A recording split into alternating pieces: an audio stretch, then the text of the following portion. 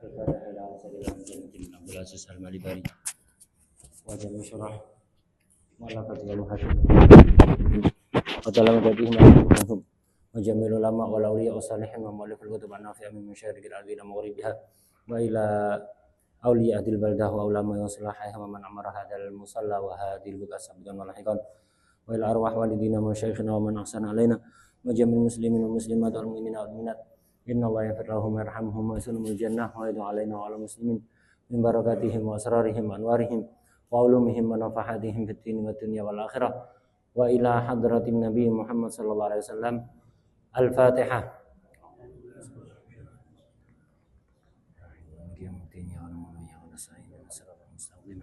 صراط الذين أنعمت عليهم غير المغضوب عليهم ولا الضالين آمين. Bismillahirrahmanirrahim. Alhamdulillahirabbil alamin wassalatu wassalamu ala sayyidina wa maulana Muhammad wa ala alihi wa sahbihi ajmain. Amma ba'd. Qala al-mu'allif Sayyidina al-Imam Zainuddin bin Abdul Aziz Al-Malibari radhiyallahu ta'ala anhu wa nafa'ana bihi wa bi ilmihi wa bi ilmina wa bi ilmi sayyidi salihin bitarani amin ya rabbal alamin. Fi kitabih Fathul Mu'in fi bab furudil wudu ila qaulihi far'un law syakkal mutawaddi niku nggih law syakkal mutawaddi'u awil mughtasilu fi tadhiri udwin. Ini ada orang wudu atau orang mandi wajib atau mandi sunnah, ragu dalam masalah tadhiri udwin, dalam masalah apakah sudah mensucikan satu anggota badan tertentu atau belum. Misalnya tangan. Ada orang wudu ragu, tangan ini sudah saya basuh apa belum? Atau orang mandi, tangan ini sudah saya basuh apa belum? Nah, ragunya ini ada kalanya setelah selesai wudu, ada kalanya sebelum selesai wudu. Hukumnya beda. Nah, pertama, lau syakkal mutawaddi awil mutasil fi tadhiri udwin qoblal faraghi min wudu'ihi aw ghuslihi. Ada kalanya sebelum selesai dari wudunya, ragu tangan ini sudah saya basuh apa belum, dan wudunya belum selesai. Belum selesai basuh kaki belum. Dia ragu tangan ini sudah dibasuh apa belum. Mandinya belum selesai. Belum seluruh anggota badan disiram. Dia ragu, tangan ini sudah saya basuh apa belum. Maka hukumnya bagaimana? Toharohu. Maka dia harus mensucikan anggota tadi. Toharohu. Kalau mandi ya cukup mensucikan tangan tadi sudah. Mensucikan tangan tadi sama anggota lain yang belum terbasuh. Karena dalam mandi tidak harus tartib. Jadi kalau ada orang mandi belum selesai mandinya, belum seluruh badannya tersiram air, dia ragu, tangan ini sudah saya basuh apa belum. Maka dan wudunya belum selesai, maka tangan tadi harus dibasuh dan juga anggota lain yang masih belum dibasuh. Anggota lain yang sudah dibasuh gak usah diulang, karena tidak harus tartib. Tapi kalau wudu beda ceritanya. Kalau itu terjadi di wudu, ada orang setelah ngusap kepala belum selesai basuh kaki belum. Setelah ngusap kepala bingung loh. Kok saya sudah ngusap kepala, tangan tadi sudah saya basuh apa belum? Maka tangannya harus dibasuh. Bukan hanya tangan, tapi juga harus yang setelah tangan. Kepalanya harus diusap lagi. Loh tadi barusan sudah diusap. Iya, wudu kan harus tartib. Nah, maka kepala harus diusap, kemudian dilanjut dengan kaki. Nah ini. Wakada, jadi toharohu dia harus mensucikan anggota tadi. Wakada begitu juga ma ba'dahu. Ma ba'dal udwi tadi itu. Fil wudu'i. Kalau dalam wudu, khusus dalam wudu karena harus tartib. Kalau mandi tidak harus tartib. Ini kalau syaknya sebelum selesai wudu. Kalau setelah selesai wudu, au ba'dal faraghi min tuhrihi. Ragu apakah tangan sudah saya basuh apa belum? Mandinya sudah selesai. Wudunya juga sudah selesai, keluar dari jeding loh. Tadi saya wudu atau mandi ini tangan ini sudah saya basuh apa belum? Sudah selesai mandinya. Maka ya apa hukumnya? Lam yu'athir. Enggak ngefek. Artinya enggak usah diulang, sudah selesai, mari harus mari. Nanti balik nang jeding masuk. Keluar jeding ragu lagi. Oh iya tadi tangan kanan, tangan kiri sudah tak basuh apa belum ya? Balik mana nang jeding. Dibasuh. Keluar dari jeding Oh iya, kaki sudah saya basuh. Oh, belum, sampai kapan? Nuruti setan. Ya, lam yu'athir. Kalau udah selesai, mari wis. Lam yu'athir. Bahkan di sini, walau kana syakku fin niyati lam yu'athir aidan. Bahkan kalaupun ragunya dalam niat, padahal niat dalam ragu dalam niat itu sensitif sekali. Nah, jadi kalau sudah selesai, walaupun ragunya dalam masalah niat, tetap lam yu'athir. Keluar dari jeding, sudah wudhu selesai, mandi selesai, keluar dari jeding. Loh iya, saya mandi tadi niat atau enggak? Lah secara kaidah al-aslu al-adam. Al-aslu adamun niyah. Nah, tapi karena wudhunya sudah selesai, mandinya sudah selesai, enggak usah dituruti. Enggak usah dituruti, udah selesai mandinya sudah, enggak usah. Nah, nanti diulang. Oh, berarti belum niat apa? Ngulang total mandinya, belum niat. Ulang total, keluar lagi. Oh iya, tadi kedua itu saya niat lagi. Niat apa enggak ya? Enggak mari-mari, sudah selesai. Bahkan itu, walau kana syakku fin niyati lam yu'athir aidan, tapi khilaf. Alal aujah kama fi syarhil minhaj li syaikhina. Menurut kaul yang diunggulkan oleh Imam Ibnu Hajar, Syekhina Ibnu Hajar di syarah minhaj yaitu Tuhfah. Imam Romli lek niat ngefek. Menurut Imam Romli, kalau ragunya masalah niat, ya berarti tidak sah mandi nih, ya mandi lagi disertai nih niat. Itu kalau Imam Romli ngefek, kalau untuk niat ngefek. Jadi karena apa? Niat itu sensitif sekali. Jadi kalau ragu ya sudah, balen ono adusi. Ibnu Hajar tidak usah. Imam Ibnu Hajar tidak usah. Lalu kita ikut yang mana? Lek status pendapatnya satu level, Imam Ibnu Hajar dan Imam Romli itu satu level. Kita ikut yang mana? Duduk melok sing enak-enakan. Disesuaikan dengan kondisi orangnya. Le orangnya was-was, mending ikut Imam Ibnu Hajar. Biar nggak tambah parah was-wasnya. Tapi le orang sing biasai gegampang itu enak-enakan tok, milih enak-enak tok, melok Imam Romli, baleno atusi. Cek ndak kebiasaan milih sing enak-enak. Nah, begitu.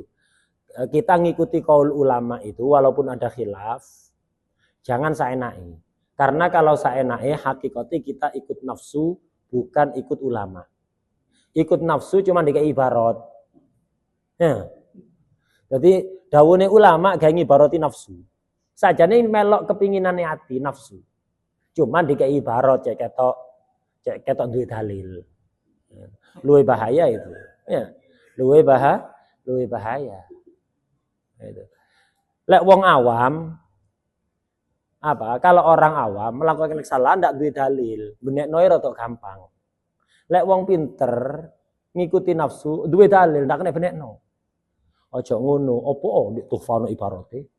Nggowo tuhfa. Padahal daru ketemu Mbah Hajar diseplak iku. Nggowo ibaratku kan ya, gawe nutupi nafsumu. Lah begitu. Aku memang pendapat ngono, tapi ndak gawe nutupi nafsu. Lah nutupi nafsu aja nggowo ibaratku.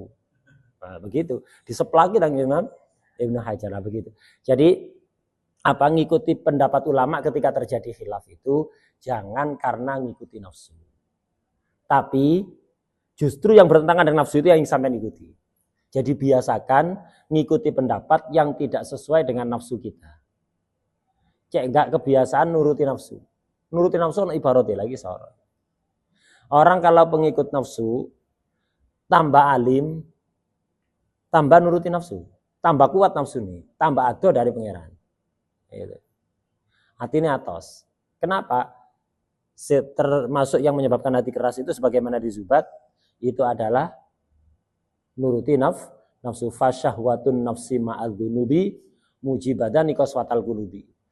Syahwat nafsu itu, keinginan nafsu itu ketika dituruti ditambah ngelakoni dosa itu akan menyebabkan kerasnya hati. Masing-masing dari keduanya itu maksiat dan ngikuti nafsu. Itu akan menyebabkan hati itu keras. Nah, hati keras apa? Wa inna ab'ada qulubin nasi mir rabbinar rahim qalbun qasi. Hati yang paling jauh dari Allah, jauh dari Allah ya otomatis jauh dari Rasulullah SAW.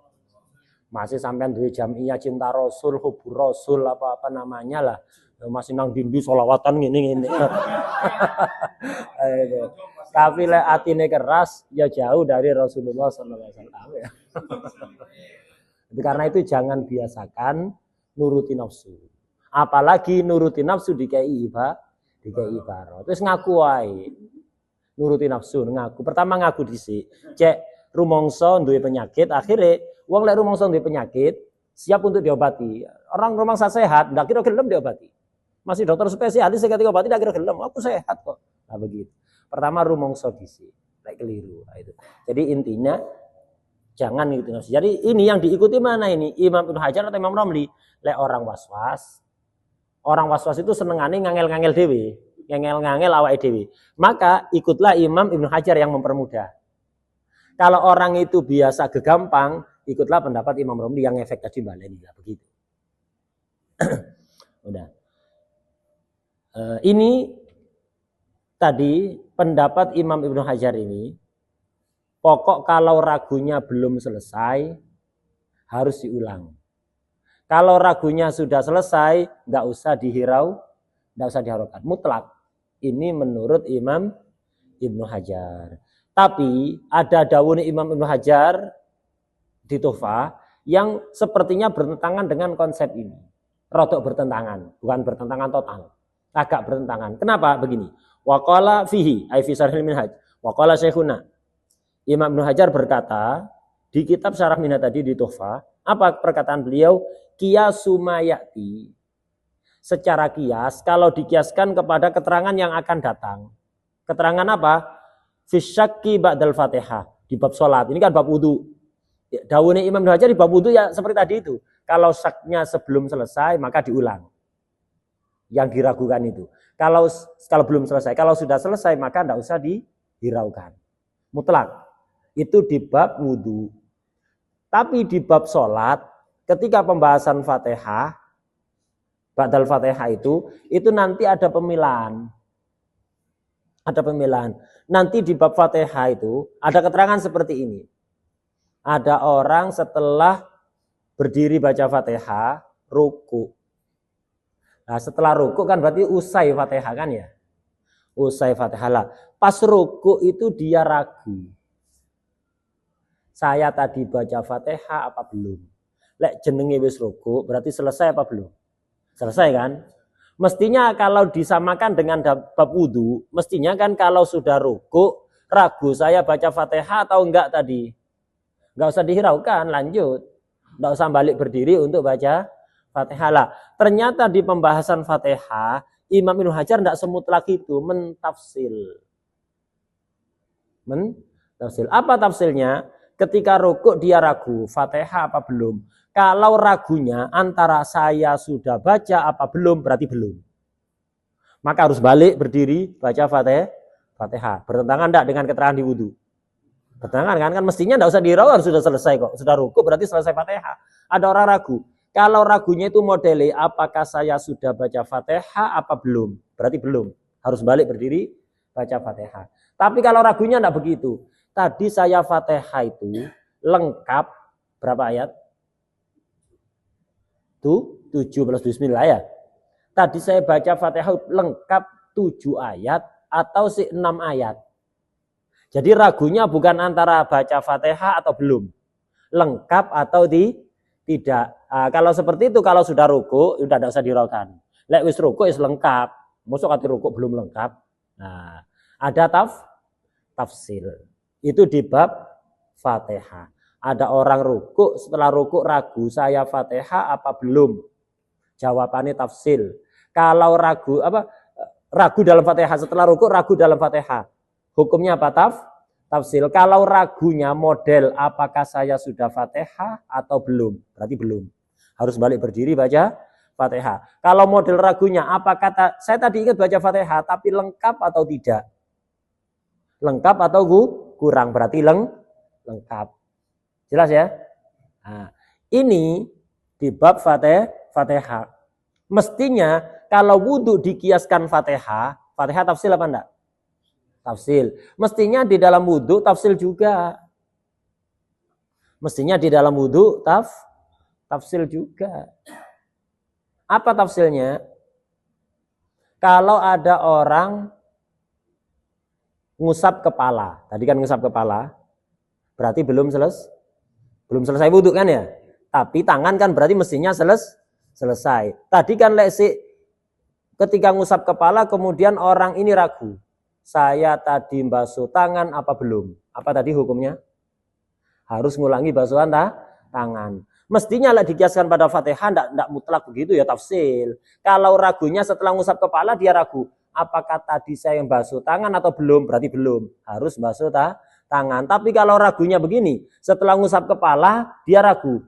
Tadi saya basuh tangan itu rata atau tidak. Maka ini tidak usah dihiraukan. Kan mestinya begitu ya.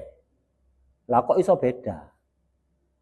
Kok iso beda di bab wudhu mutlak tidak tafsil, tapi di bab Fatihah tafsil. Di sini Imam Ibnu Hajar mengatakan waqala Syekhuna fihi yang dalam Syarah Minhaj. Beliau mengatakan qiyasu mayati. Qiyas kalau mengikuti qiyas kepada keterangan yang akan datang. Qiyas dalam hal apa? Fi syakki ba'dal Fatihah wa qabla ruku', sebelum ruku'. Bukan setelah ruku' ya, belum ruku' ya, bukan setelah, sebelum ruku'. Tapi Fatihah wis mari rumangsani. Kemudian ragu belum ruku'. Mari ruku' sudah direken. Sama seperti setelah selesai wudu wis mari ruku' ya. Ini belum ruku'. Qabla ruku'. Ya apa hukumnya tadi itu? Kalau ragunya saya sudah Fatihah apa belum berarti belum. Kalau ragunya apakah Fatihah saya lengkap atau tidak, maka lengkap. Paham ya?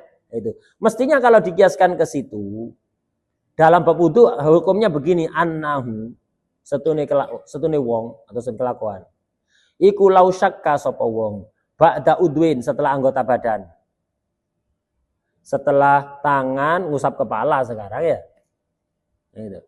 Setelah tangan ngusap kepala, dia ragu. Ragunya dalam apa? Fi asli ghuslihi. Di dalam pokok basuhannya, artinya dia ragu. Ketika nyampe kepala dia ragu. Ragunya apa? Tangan sudah saya basuh atau belum. Mestinya lah dikasihkan pada Fatihah hukumnya begini. Lazimahu i'adatuhu.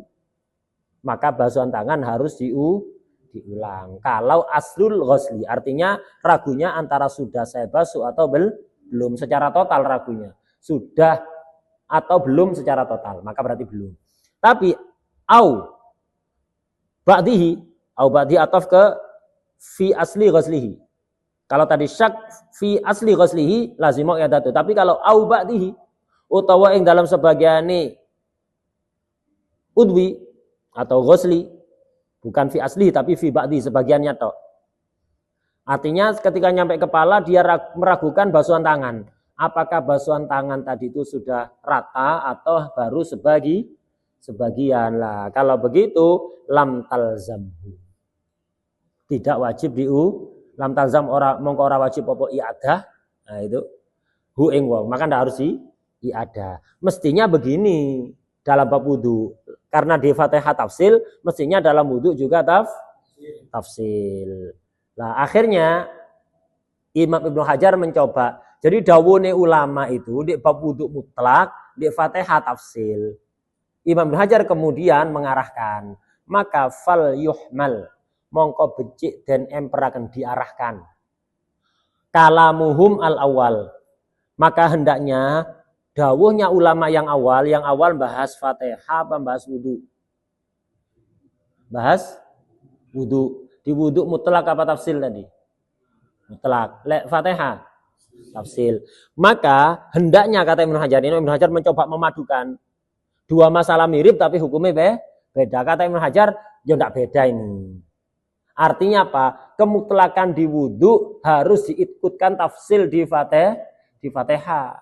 Walaupun dawune ulama di kitab-kitab itu mutlak. Di Fatihah tafsil ini dua masalah yang sangat mirip sekali, tidak bisa dibedakan lagi. Maka yang di wudu itu walaupun mutlak harus ditafsil seperti dalam Fatihah. Nah, ini dawune Imam Hajar. Fal yuhmal, hendaknya diarahkan. Mongko becik dan emper akan diarahkan. Opo kalamuhum al-awwal, dawuhnya ulama yang awal tadi itu, yang bahas masalah wudu, itu diarahkan kemana? Ala syakki fi aslil udwi la ba'dihi. Tadi kan dawuhnya yang awal apa? Lau syakal mutawaddi'u awil mutasilu fi tadbiri udwin qoblal faraghi min wudu'ihi aw ghuslihi. Maka apa hukumnya? Tohharohu secara mutlakan ya. Nah, ini harus diarahkan ketika syaknya fi aslil udwi. Ragunya apakah tangan saya basuh atau belum. La ba'dihi, bukan ketika apakah basuhan tangan tadi rata atau tidak. Kalau begitu, berarti tidak ada perbedaan antara bab wudu dengan sholat. Jelas ya? Nah, begitu. Nah, selesai dari pembahasan furudul wudu. Sekarang beralih kepada sunnah-sunnahnya wudu. Sunnah-sunnahnya wudu ini sangat banyak sekali. Di sini hanya disebutkan sebagian. Sebagian kitab, kalau nggak salah kitab Ar-Rahimiyah namanya, itu menyebutkan sunnah-sunnahnya wudu sampai 70 lebih. Di sini hanya sebagian. Kepingin dulu sing 70. Amalkan dulu yang ada ini ya. Sing ono durung amalno ya akeh megaya ya. Pun roh aku sing 70. 5 enggak diamalno 70. Ini yang diamalkan dulu, ini yang ada ini. Yang umum-umum ini diamalkan dulu. Nanti istiqomah ngamalkan semua ini silahkan. Ya, nyari yang lebih lengkap lagi untuk nambahi amal. Ini kayak apa? Ilmu tujuannya untuk amal. Ilmu itu wasilah, bukan tujuan. Itu wasilah saja, alat untuk beramal dengan benar. Itu kayak ceramah cek lancar. Bukan ya. Allah rahimahullah. Wa sunnah lil mutawaddi'i. Nah, ini membahas tentang kesunatan orang yang wudu. Ini kesunatan ini berlaku walau bima'in maghsubin alal aujah, walaupun wudunya pakai air ghosab, tetap ngamal sunnah. Ghosabnya haram, melakukan sunnah tetap oleh pahala ya. Itu. Loh, termasuk sunnate wudu nanti kan baca bismillah kan ya. Pertama ini malah tasmiyatun. Sunat baca bismillah. Loh, padahal kan baca bismillah itu, mosok kate maksiat bismillah, kate bekal bismillah. Lah ini kate wudu pakai air kok ghosab. Kok baca bismillah? Nah, begini, ketika akan maksiat, akan melakukan perkara haram, kok baca bismillah, hukumnya bagaimana? Kalau haramnya lidatihi, bismillah haram. Kalau begal itu, haram lidatihi apa enggak? Atau liaridin? Haram lidatihi, katim begal, bismillah, haram bismillah. Bismillah haram. Katim nyolong, bismillah. Bismillah wis haram, ojo nyolong ya bismillah wis haram. Dan seterusnya. Jadi ketika akan apa? Atau katanya transaksi riba, tanda tangan, bismillah. Jadi bismillah wis haram. Jadi katanya melbu nang kantol makar, itu makar. Jama'i makir, makar jama'i makir. Diambil dari masdar makru. Wa makaru wa makarallah wallahu khairul makirin. Itu katanya melbu nang kantor makar ya. Itu. Itu. Bismillah haram. Melakukan perkara haram lidatihi, baca bismillahnya juga haram. Ada perkara haram itu liaridin.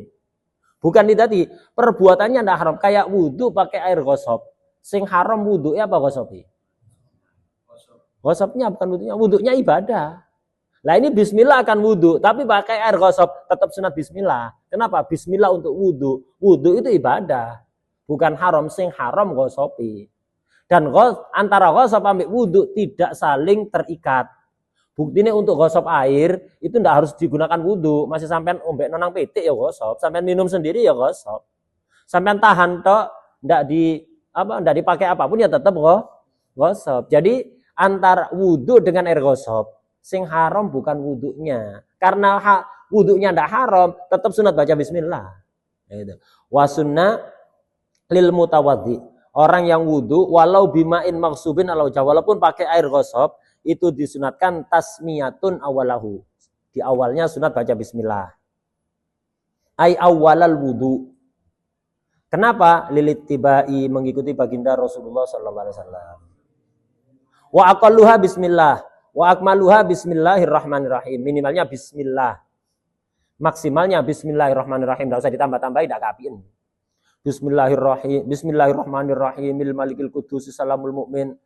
Bukan panggone engko ae ku. Lek ate maca Asmaul Husna nanti ya. Itu sekarang cukup bismillahirrahmanirrahim. Cukup. Itu yang lebih sempurna. Ini sunat dalam mazhab kita, mazhab Imam Syafi'i. Wa tajibu indal Imam Ahmad bin Hanbal radhiyallahu anhu. Imam Ahmad mengatakan wajib untuk baca bismillah. Enggak baca bismillah dosa. Harus baca bismillah. Wajib. Kayak beleh. Beleh dalam mazhab Imam Syafi'i baca bismillah sunnah. Dalam mazhab Malik wajib. Asal ingat, lek lupa, lali tidak bismillah sah. Tapi kalau sengaja ingat, lek wajib baca bismillah, sengaja tidak baca bismillah, tadi patang hewan. Dalam mazhab Imam Malik. Mazhab Syafi'i sunnah. Nah, di dalam wudhu juga begitu. Sunnah dalam mazhab Imam Syafi'i, wajib dalam mazhab Imam Ahmad. Imam Syafi'i gurune. Imam Ahmad muridnya. Imam Ahmad murid Imam Syafi'i. Imam Syafi'i muridnya Imam Malik. Beda pendapat ya. Kualat. Bukan berarti harus sama. Kadang-kadang perkara itu beda. Jadi tugasnya guru itu membuat murid itu punya prinsip. Nanti dia ngambil sikap berdasar prinsip itu. Hasilnya nggak harus sama. Yang penting prinsipnya dipegang. Prinsipnya pokok tidak keluar dari jalur Ahlussunnah wal Jamaah. Warnanya apa jari nanti. Sing penting prinsipnya Ahlussunnah wal Jamaah. Jadi tugasnya guru itu nanamkan prinsip.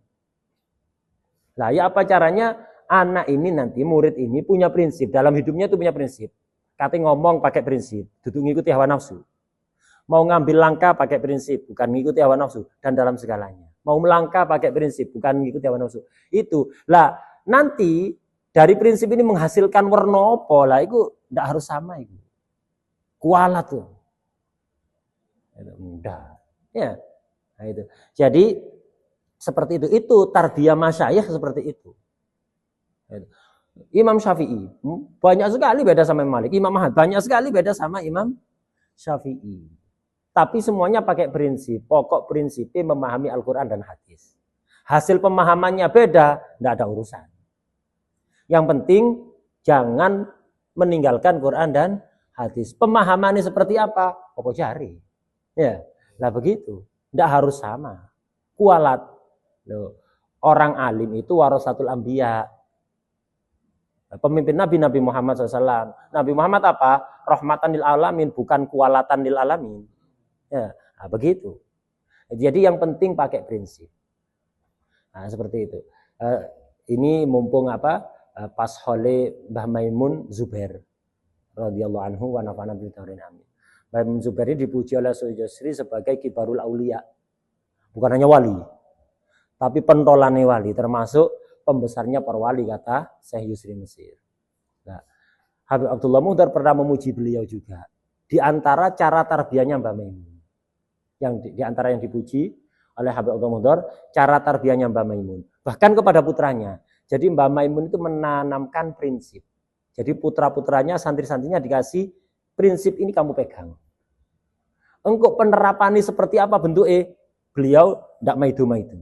Makanya putra-putra beliau seragam kabeh apa beda-beda? Beda-beda kan? Nah, tapi semuanya berangkat prinsip. Pokoknya awakmu tanggung jawab. Prinsip ini gawin, sing hati-hati. Hasilnya apa? Urusanmu. Tanggung jawab dia nang pengiran.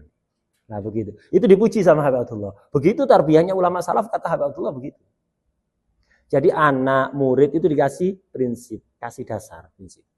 Agar dipegang sebaik-baiknya, sekuat mungkin, dan diterapkan sehati-hati mungkin. Hasilnya urusanmu sudah. Nggak berhak ikut campur. Bahkan beliau sebagai orang tua. Atau guru kepada muridnya, begitu. Makanya hatta santrinya beliau kan beda-beda. Dan tidak ada sing itu atau apa enggak. Begitu kan? Lah begitu. Salah satu yang dipuji oleh Habib Abdullah Muhdar dari Mbah Maimun Zubair itu seperti itu. Jadi yang penting prinsip, dikasih prinsip. Prakteknya apa cari nanti? Tanggung jawab dewi-dewi wis. Pokoknya sing hati-hati begitu tok, diwanti-wanti begitu. Gitu. Memang tugasnya begitu. Jadi bangun dasar, pondasi. Jadi guru itu tugasnya membangunkan pondasi untuk muridnya. Bangun pirang lantai apa jare? Bisa jadi gurunya bisa bangun 2 lantai tok, muridnya iso 10 lantai apa jare. Sing penting pondasinya dikuatno. Sakarepe wis mari ngono bangun iku tugasmu dewi-dewi. Begitu. Tarbiyahnya masyayikh itu begitu. Jadi dikasih pondasi sekuat mungkin, harus sesuai semangat kamu terserah. Ke atasnya itu katanya dibangun model apa, gawe botok, bataku. apa butuh abang, apa bata ringan, gitu. Atapnya gawe genteng, apa gawe keluntung, atau gawe seng karepmu. Pirang lantai karepmu. Pokok aku ngekei pondasi sing kuat. Sehingga kamu bangun 1 lantai ya kokoh, bangun 10 lantai kokoh, bangun 20 lantai kokoh. Pokok pondasi diperkuat begitu. Nah, dan itu salah satu contoh tarbiyah dari Mbah Maimun Zubair seperti itu. Nah, dan begitu juga para ulama begitu. Jadi dikasih pondasi yang kuat. Udah, kita lanjutkan. Wa yusannu qablaha qabla tasmiyah at-ta'awud. Sebelum bismillah ta'awud dulu. Jadi ketika wudu a'udzubillahi minasyaitonirrajim biar enggak was-was. Itu karena ada setan spesialis ganggu orang wudu, ada setan spesialis ganggu orang sholat. Jadi setan itu ada spesialis-spesialis. SPO itu ada. Itu SPW spesialis wudu, SPS spesialis sholat. Itu spesialis-spesialis ya. Itu dan tingkat-tingkatan ono sing S1, S2, S3 itu. Ono apa? Ono sekolah di Iblis University. Di mana? Ada di segitiga Bermuda. Itu. Dawune para wali gitu ngarang ya. Itu cari di Google. Dawune para wali. Jadi ada Iblis University di segitiga Bermuda. Itu tempat sekolah setan-setan. Nah, nanti ono kelas-kelas S1, S2, S3. Nanti ketika wis S3 doktor iso naik jadi profesor lek punya jasa besar nyesat wong alim misalnya. Alhamdulillah ya. Nyesel no tokoh itu kan soalnya yang tersesat agak langsung gelar kehormatan khusus langsung jadi guru besar itu nanti ya. Itu langsung oleh penghormatan bintang 5 tokoh Iblis itu ada di segitiga Bermuda. Udah, wa yusanu qabla ta'awud. Jadi sebelum bismillah baca ta'awud. Wa ba'daha setelah bismillah disunatkan apa? Asyhadatan, baca 2 kalimat syahadat, asyhadu alla ilaha illallah wa asyhadu anna sayyidina Muhammadar Rasulullah. Kemudian walhamdulillah alladzi ja'alal ma'a tahura. Sunat baca ini. Jadi ketika sebelum wudu itu a'udzubillahi minasyaitonirrajim. Bismillahirrahmanirrahim. Asyhadu alla ilaha illallah wa asyhadu anna Muhammadar Rasulullah. Alhamdulillahilladzi ja'alal ma'a tahura. Ono wow ini walhamdu. Atof iku itu melok walhamdulillah ndak alhamdulillah. Ono wow nih. Iya di Fathul Mu'in atof nang sadurunge. Ketika baca jangan walhamdu ya alhamdu ayat ini kan ayat Quran. Alhamdulillahilladzi ja'alal ma'a tahura. Bukan ayat alhamdulillah. Ini sunat. Wa yusannu liman tarokaha tarokat tasmiyah disunatkan bagi orang yang meninggalkan bismillah awalahu di awal wudu ayyatiya biha bitasmiyah asna'ahu asna'al wudu. Bagi yang meninggalkan bismillah di awal sengaja atau lupa sunat di pertengahan untuk membaca bismillah. Bacanya begini. Qailan hale wong kang ngucap bismillahi awalahu akhirahu. Ini yang minimal. Kalau lengkapnya bismillahirrahmanirrahim awalahu akhirahu. Sama makan juga begitu. Enggak baca bismillah di awal, ya pertengahan baca bismillah awalahu akhirahu. Di pertengahan la ba'da faraghi. Faraghil wudu, orang yang dalam sausai rampungnya wudu. Kalau wudunya sudah selesai enggak usah bismillah. Beda dengan makan. Kalau makan walaupun selesai tetap baca bismillah. Tujuannya apa? Untuk idak ke setan. Sampean kalau makan enggak baca bismillah, setan ikut makan. Setan ikut makan. Lah nanti kalau sampai selesai sampean enggak baca bismillah, setan ini tetap makan, jadi makanan masuk ke setan itu, lemu setan. Gitu. Lemu setan ini. Lah seneng. Nah, sampean semakin sering nyenengno setan, itu akan membuat murka Allah Subhanahu wa taala. Itu akan membuat murka Allah Subhanahu wa taala. Itu. Jangan seneng nyenengno setan. Itu. Semakin sampean membuat setan jengkel, Allah sing ridho kepada sampean. Karena itu kalau selesai makan kok baru ingat tidak baca bismillah tadi, baca bismillah. Bismillahirrahmanirrahim awalahu akhiru. Dengan begitu setan ini muntah, gregetan, Allah ridho. Nah sampean enggak, setan ini senang. Allah enggak ridho. Itu enggak bisa kumpul ini. Pokok setan nabi Allah itu mesti beda. Lah Allah ridho, setan senang. Setan apa? Pegel. Lah setan pegel, Allah ridho. Gitu. Angop, wah ini ya sampai muni. Itu nyenengna setan, Allah enggak ridho. Allah enggak ridho. Nah, jadi kalau wudu sudah selesai wudu tidak sunat bismillah. Apa faedahnya? Tidak ada. Beda kalau makan. Walaupun apa mangani wis mari tapi tetap sunat bismillah awalahu akhirahu biar setani muntah gitu. Wakada begitu juga disunatkan baca bismillah fi nahwil akli wasyurbi gitu.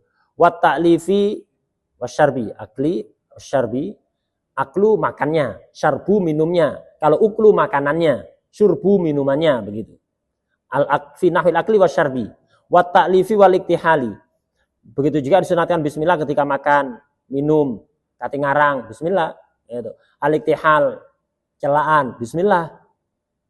Semua mimma yusannu lahut tasmiyah, apapun yang disunatkan bismillah, yaitu apa? Setiap sesuatu yang kullu amrin dibalin. Dulu di awal pengajian Fathul sudah dijelaskan.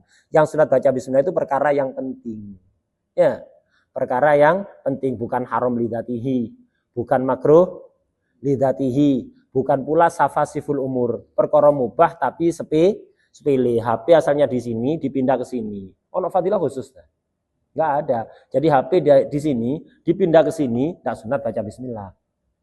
Kenapa? Bukan perkara penting, perkara sepele. Beda lek kitab geledakan dipindah ke atas meja, itu perkara penting, diambil sambil baca bismillah. Tapi lek HP dari sini dipindah ke sini, enggak penting walaupun mubah, enggak sunat. Jadi yang enggak sunat baca bismillah itu haram lidatihi, makruh lidatihi, dan safasiful umur. Perkara mubah tapi sepele. Itu tidak sunat baca bismillah.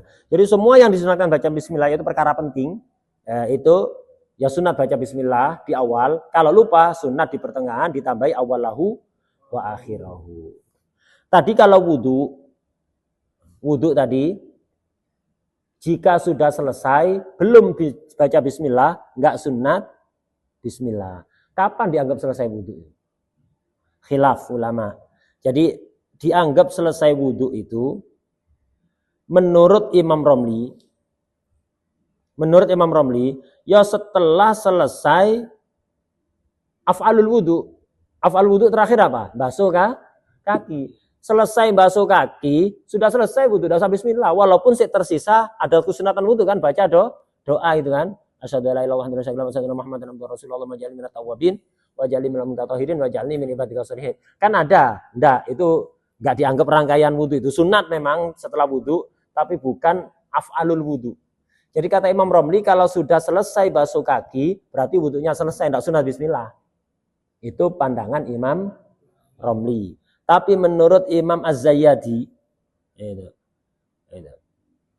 dan juga Ain Shin ini Ali Asy-Syabro Mallisi. Ali Syabro Mallisi, itu baca yang benar. Syabro Mallisi, bukan Sibro Mulis. Syabro Mallisi. Jadi baca yang benar itu. Ala wazni ya'adro ar-risi.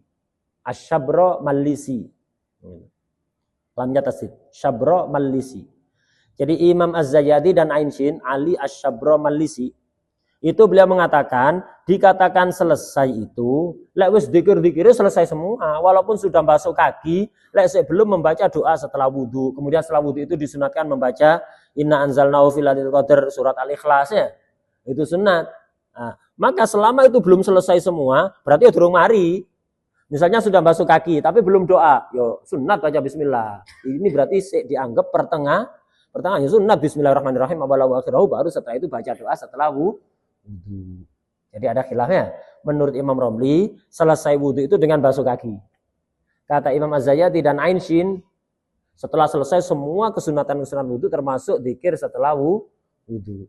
Kalau itu belum dibaca berarti belum selesai sunat baca bismillah awalahu akhirahu. Wal mangkul, qala rahimahullah, wal mangkulu anil Imam Syafi'i radhiyallahu anhu. Dan kalimat imam ya. Dan anak kalimat imam dah. Enggak ada tulisannya, lek baca ya di sing sopan. Umpama sama Syafi'i misananmu tadi. Imam Syafi'i ini ya bacanya dikasih tambahan. Kitabnya jangan diganti, kitab orang sampean rubah-rubah ngarang dhewe lek dinambahi ya. Lho ono radhiyallahu ndak ada radhiyallahu di sini ya.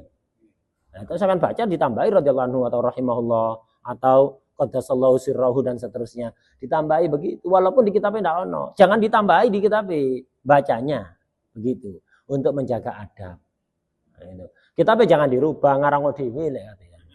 Aja ngerubah kitabnya orang. Wal mangkulu anil Imam Syafi'i radhiyallahu anhu wa katsirin minal ashab Imam Syafi'i anna awwalas sunan at-tasmiyah. Ini sebelum tak baca tak terangno dulu biar langsung paham. Jadi ini khilaf juga antara Imam Ibnu Hajar dan Imam Romli. Amalnya para habaib biasanya kan sesuai dengan Imam Ibnu Hajar. Tapi dalam hal ini kebanyakan salaf dari habaib itu cocok ambil dawuhnya Imam Romli dalam masalah ini. Secara umum para habaib Sadah Al-Ba'alawi itu biasanya amalnya sesuai dengan tarjihnya Imam Ibnu Hajar. Kecuali dalam beberapa masalah sesuai dengan tarjihnya Imam Romli. Termasuk dalam masalah ini. Jadi kesunatan wudhu urutannya itu seperti apa? Kudu urut ini. Lek gak urut sampean iman tidak dapat pahala atau tidak sempurna.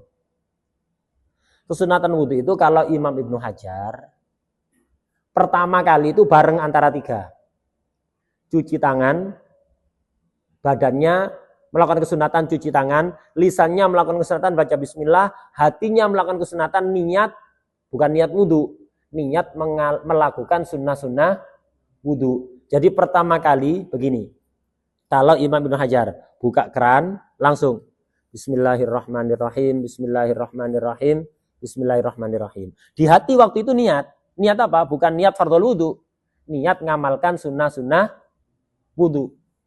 Nah, itu menurut Imam Ibnu Hajar. Jadi menurut Imam Ibnu Hajar begini, Bismillah. Jadi dibuka keran langsung Bismillahirrahmanirrahim, Bismillahirrahmanirrahim.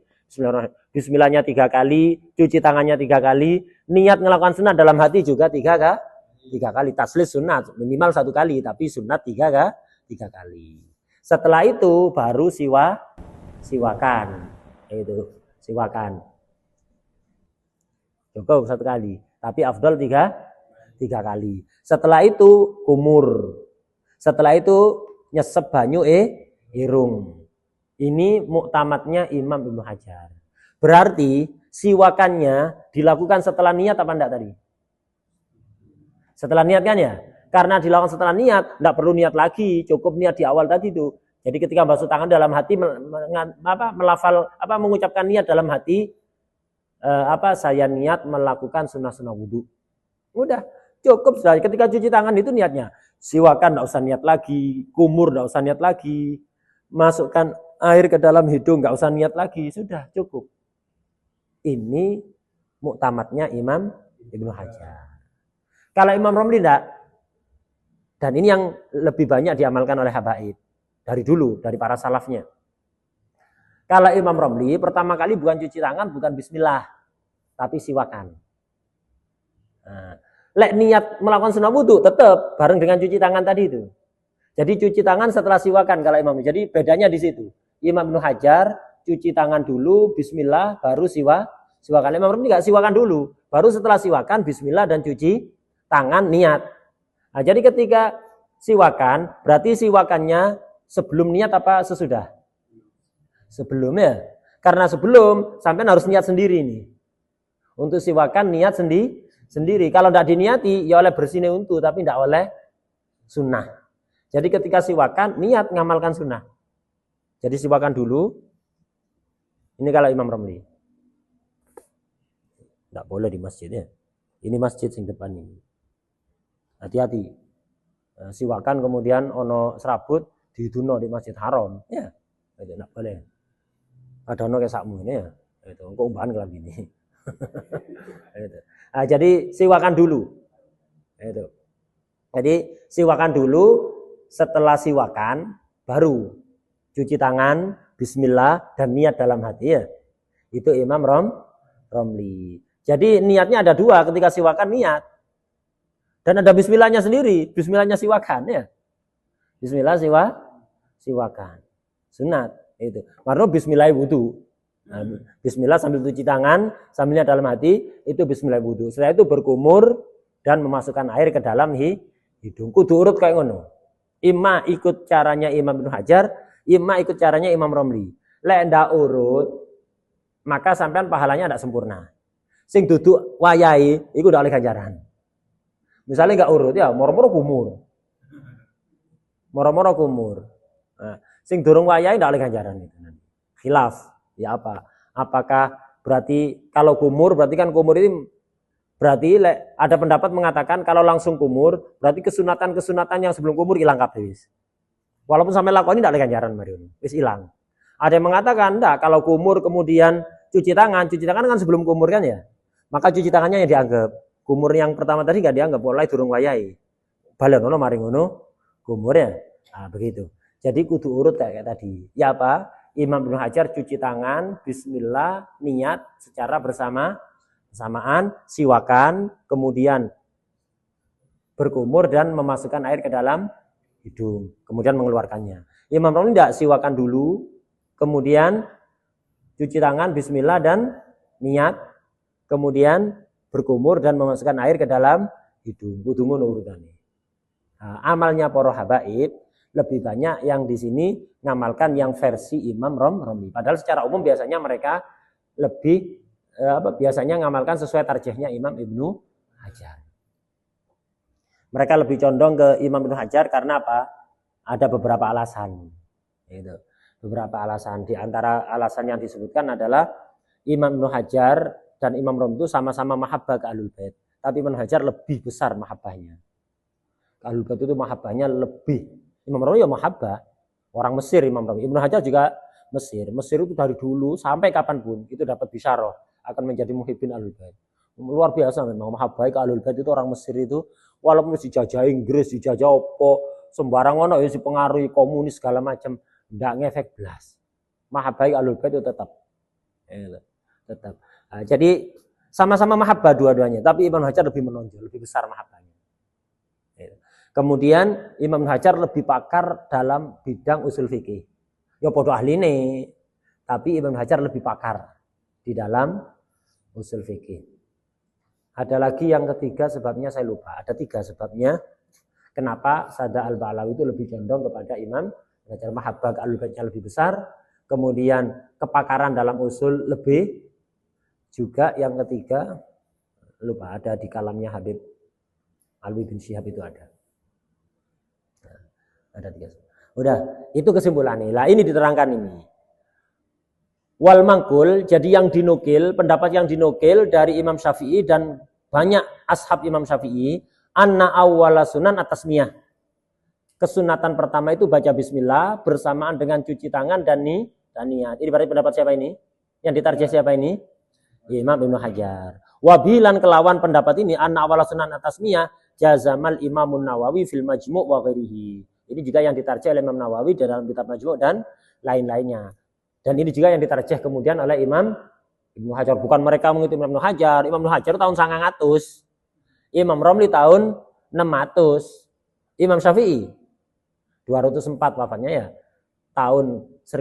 Lahirnya tahun 150 Hijriah, wafatnya 204. Umur 54 tapi terasa apa? Umurnya 54 tapi manfaatnya kayak ngono. Ilmunya nyebar ke seluruh dunia manfaatnya sampai sekarang. Madhab paling banyak diikuti. Itu. Luar biasa. Imam Nawawi itu lahirnya 631, wafatnya 676. 45 malah ya. Imam Syafi'i 54, Imam Nawawi 45. Lihat delok karangane, sampai antuk durung karo umur 45 tahun iso khatam maca lho. Imam Nawawi ngarang. Ngarang. Kemudian setiap hari beliau ngarang itu duduk karena polai apa? Menyendiri ndak apa-apa. Imam Nawawi tetap ngajine setiap hari 13 pelajaran. Ngajine, durung ngajari, durung mutolaae ngapalnoe, sik ngarang. Ya. Umur 45 tapi seperti 4.500. Lek delok karangane sebanyak itu. Dan semua karangan ini manfaat. Dan menonjol karangan Imam Nawawi itu menonjol. Ada sebagian pembesar aulia dari Sadatul Al-Ba'lawi itu beliau itu melihat ketika masuk ke perpustakaan itu kitab-kitab sing pengarangnya ikhlas iku ketok murub kabeh. Sing pengarang ikhlas iku murub kabeh. Tapi di antara kitab-kitab yang menyala itu yang paling terang sinarnya kitab-kitab Imam Nawawi. Kitab-kitab Imam Nawawi. Dan di antara kitab-kitabnya yang paling terang cahayanya Riyadhus Shalihin. Riyadhus Shalihin apa Adkar? Saya lupa. Adkar atau Riyadhus Shalihin, salah satu antara itu. Jadi barokah kitabnya Imam Nawawi. Dan dibaca oleh semua kalangan. Hatta Wahabi mau kitab Imam Nawawi ya. Hatta Wahabi. Cuma dipahami karepe dhewe ngono. Ya. Jadi kita Nawawi di Masya Allah, barokah nemen. Karena memang ikhlasi luar biasa, waroknya luar biasa. Umurnya 45, kita 45 tahun, enggak. Turun karena iso ngatam no moco kita, dia moco tok. Ini dia enggak, beliau enggak ngetik. Ngetik kan enak, lek nukil kari kopi paste teko samila ya. Beliau enggak tulis tangan ya.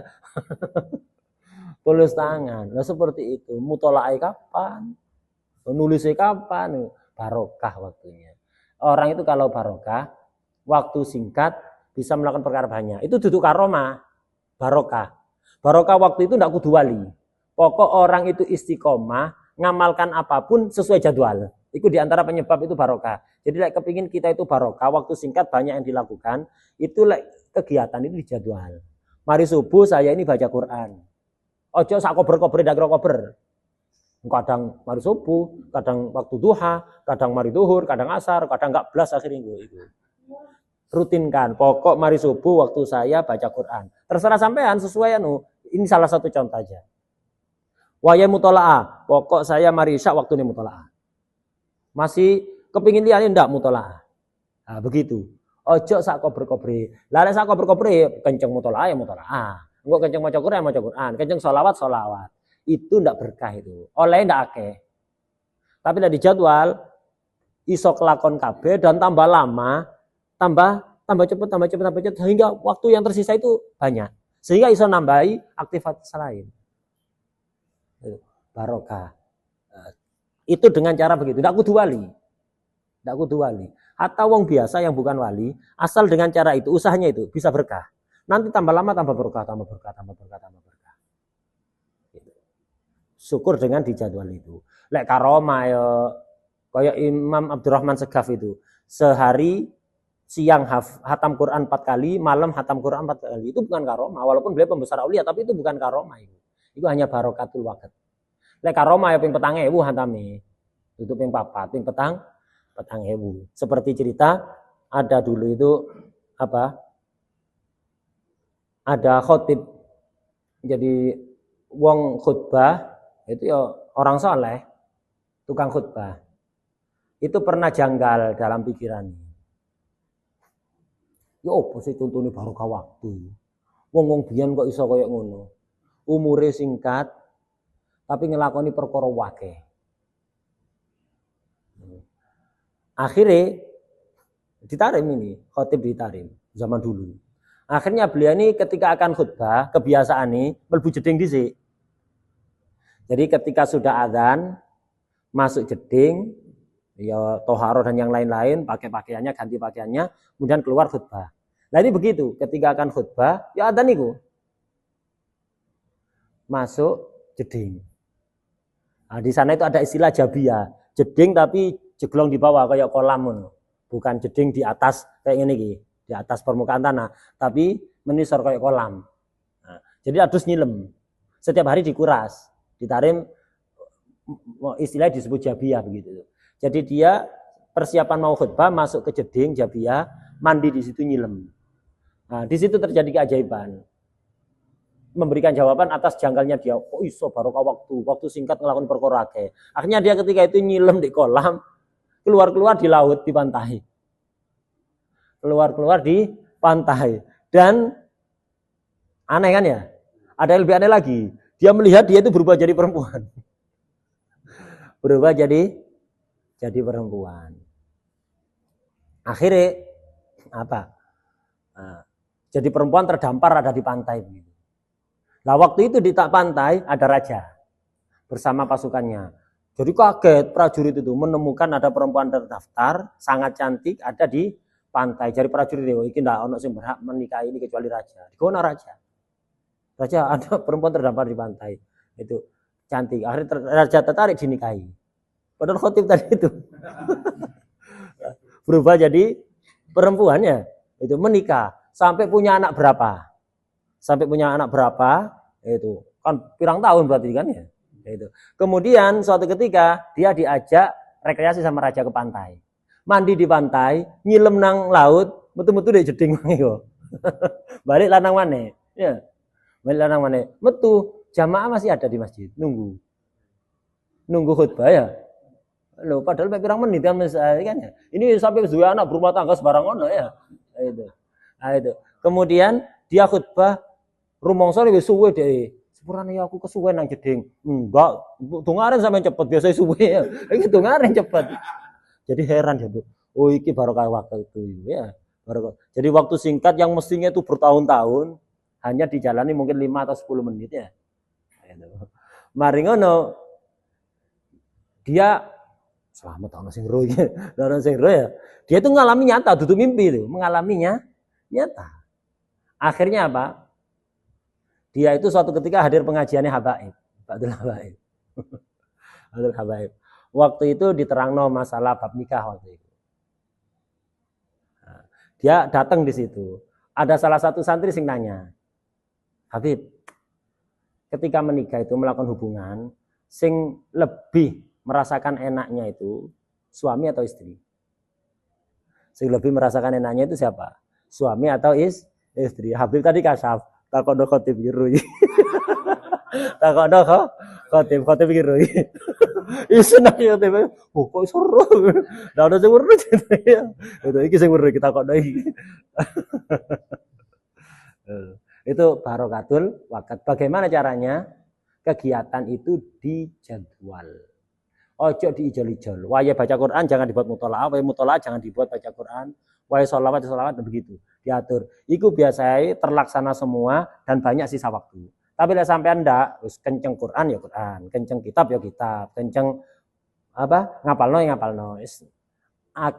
Sing biasa lu sering keteteran. Ojo katinga sisa waktu, sing biasa keteteran.